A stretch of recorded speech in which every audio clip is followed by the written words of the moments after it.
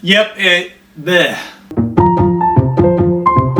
Yeah, it's apparently happening, people. Whenever it was announced at the D23 convention that Toy Story 5 would be hitting theaters in 2026, it left a lot of super fans like myself really excited, upon first announcement. But if you're even half critical whatsoever, you're asking yourself, fucking why? The fact that the director is going to be Andrew Stanton is pretty nice, the creator of Finding Nemo, and he's one of the main OGs at Pixar. He's been there since the first Toy Story. But that doesn't stop a lot of people from kind of being pissed. If you're a lover of the Toy Story franchise and you're pissed, you're only pissed really because you're scared. Take Lightyear out of the equation, just look at the first 4 Toy Story movies. I think that the Toy Story movies have not fallen off. If you fall under that scared ladder, nobody can really blame you, because at this point in the franchise, if you don't think that it's already messed up, it's going to be really, really easy to mess this franchise up with a 5th movie. There's some concept art that Pixar showed for Toy Story 5 that immediately just made me think,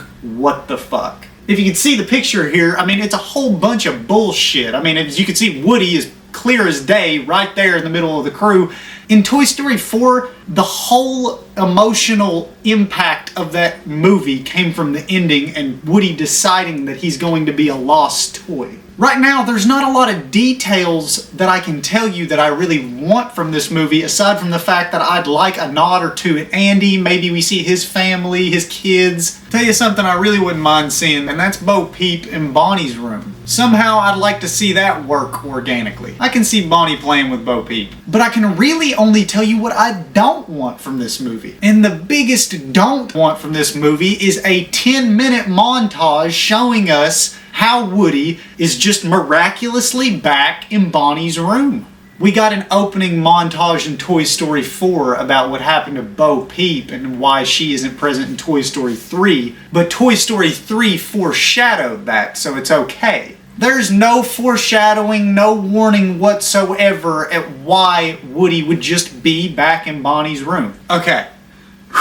Alright, let's take it to a lighter note before we go back to more bullshit. Pixar did present us with what the toys' main conflict is going to be in the 5th movie, which is the toys versus the smart devices. Toys do have all the competition in the world against tablets and smartphones and such, so there's loads of potential there. I can't wait to see how they execute that. But I really do hope that we don't get hit with that half-assed 10-minute montage on why Woody is back. They have so much explaining to do on that one, and it sucks out every bit of emotional impact the 4th one had, which isn't as much impact as the 3 before it. A lot of people are questioning why Toy Story 5, but at the same time, I feel like more people were questioning why Toy Story 4. Simply put, that Toy Story 3 was so damn poetic that I don't understand how it wasn't a finale. The first Toy Story movie, it's a 10. You can't complain about it. If you want to complain and say that the animation's dated, come on, man. It was the first computer animated movie ever. The second Toy Story movie is just as good. It expanded the Toy Story universe so organically, and it gave us something we didn't even know we wanted or needed. If you're an animation buff, you know the third Toy Story movie is like the godfather of third movie installments. And that goes for movies in general, not just animated movies. And Toy Story 4, even though I believe it's great, I still regard it as the weakest of the bunch. It felt kind of different, kind of felt like a fan fiction. And unfortunately, we have lost some of the original voice actors over the years. Mr. Ernest P. Worrell himself, Jim Varney, was the original voice actor for Slinky Dog in the first 2 Toy Story movies, but he was replaced by Blake Clark for Toy Story 3 and 4. We didn't get much out of Mr. Potato Head in Toy Story 4 because Don Rickles had passed away, but they did use some of his old dialogue that he had recorded for the previous Toy Story movies for Toy Story 4, so he was still credited and in that movie. We also lost the one and only Miss Estelle Harris, Mrs. Potato Head,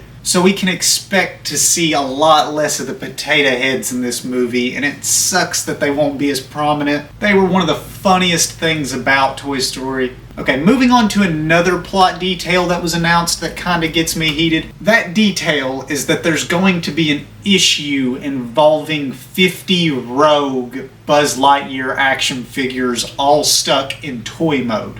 To that detail, just like Woody being back in Bonnie's room, I can genuinely say, why? Seems kind of repetitive because we've already seen multiple Buzzes in Toy Story 2. And we've already seen Buzz stuck in feral mode or toy mode, whatever, in Toy Story 3. This is apparently a scrapped idea that they had for the third Toy Story movie.